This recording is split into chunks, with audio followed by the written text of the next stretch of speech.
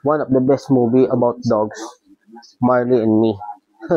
Ang bida dito nga pala ay si Owen Wilson, yung kasama ni Jackie Chan dun sa Shanghai Noons, Shanghai Nights. Then, ang bida dito ay isang Labrador Retriever. Maganda to, all about family. Talagang ma-inspire ka, matutuwa ka, tatawa ka, Pat sa dulo, malulungkot ka, pero sasaya ka pa rin, di ba? Very inspirational to movie na to, tungkol sa Labrador Retriever at kay Owen Wilson, di ba? Si Owen Wilson kasi medyo hindi maganda yung nangyayari sa buhay niya nung binata pa siya, di ba? Damas siya, parang damas ba? Yan, nakilala niya yung asawa niya na mahilig din sa dogs, babae. So, yun, continue. Pag pinanood mo, napakaganda, very heartwarming talaga. Tapos yung nagkaanak sila, hanggang sa lumaki na yun, binantayan ni Marley.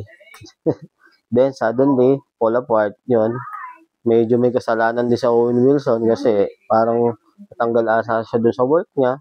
Then, nag-inom siya ng wine. Sadly, nainom ni Marley. Then, yun. Nagkasakit si Marley kasi yung alak, delikado talaga sa dogs.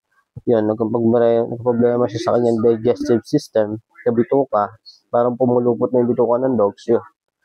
Suddenly, yun. Namatay na si Marley. Talagang nakakalungkot. Pero one of the best movie dogs of all time to. Itong Marley and Me ni Owen Wilson. Kung ikaw gusto mo ng mga ganitong video, just follow our channel. Yun lang. Salamat.